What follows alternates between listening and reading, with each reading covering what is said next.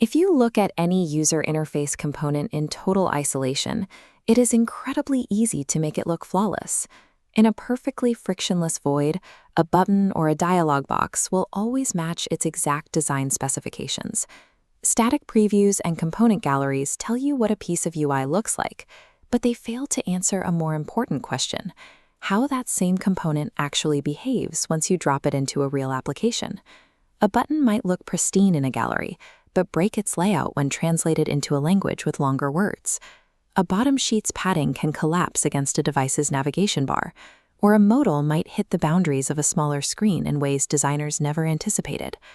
Testing realistic constraints traditionally requires a sequential pipeline: update code, release the library, update the sample app, compile a build, and upload to BrowserStack. This full cycle for minor adjustments penalizes developers trying to answer quick questions about component behavior. Verification moves from the cloud to the local machine when you engineer a browser-based environment that accurately simulates native constraints. This is why I started experimenting with Fabric Prism. It acts as a lightweight, interactive component lab where these layout and behavioral tests happen instantly. To achieve this without relying on heavy emulators, the entire lab is built using Compose Multiplatform and deployed directly to the browser via Kotlin and WebAssembly. Shifting device-level constraint busting into the browser transforms a slow release cycle into immediate feedback. For an internal tool to be useful, it must boot immediately. Developers and designers should be able to access it without configuring local environments or downloading gigabytes of IDE dependencies. The system initializes through a minimal Wasm entry point, letting the browser host a full Compose UI tree. The engine then generates a 3-panel layout: navigation on the left, a central device preview, and live controls on the right. The layout is responsive. On smaller displays, navigation and controls collapse into bottom sheets to keep focus entirely on the component under review. Building the lab this way demonstrates that the mental model used to build application product UI translates perfectly to building the UI tooling itself. Because Kotlin/Wasm generates a static web artifact, the entire lab is easily deployable. A single URL allows for instant review across an entire team, bypassing the need for mobile simulators or physical test devices. But while Wasm handles the distribution, a static browser canvas alone cannot simulate the complexities of native behavior. If you render a mobile component directly onto an empty web canvas, it lacks the geometric boundaries that define the user experience. The device preview area solves this as a custom wrapper. It simulates the native environment by adding a status bar, safe area padding, and margin lines.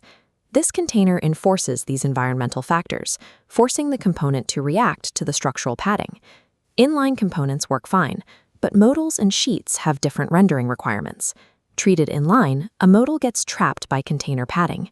Fabric Prism shifts to a true overlay model. The 2D layout separates into a 3D isometric stack, sitting on a distinct z-axis layer. This z-axis model ensures the component behaves exactly as it would within a native OS window manager, appearing over the content rather than being squeezed. UI pre-validation only yields trustworthy data if the container mathematically enforces the spatial and layer rules of the target hardware. A complex component lab risks constant recomposition. If every slider tweaks the global UI, the application will lag trying to redraw the entire screen. The solution is a centralized data store divided into granular, isolated state flows. Data for dialogues, tables, and buttons is kept in separate pipelines. Individual stories only subscribe to their required state slice, preventing global recomposition when adjusting a single control. Routing for the entire runtime is managed by a lightweight context object. This object dictates which component is selected, which variant is active, and which platform is being previewed. Switching between iOS and Android in this environment reconfigures the component logic. The target platform dictates core interaction patterns and layout expectations. A single data structure resolves into 2 distinct interpretations. On Android, a sheet might be a draggable surface. On iOS, that same data becomes a grouped action sheet with specific typography and button stacking.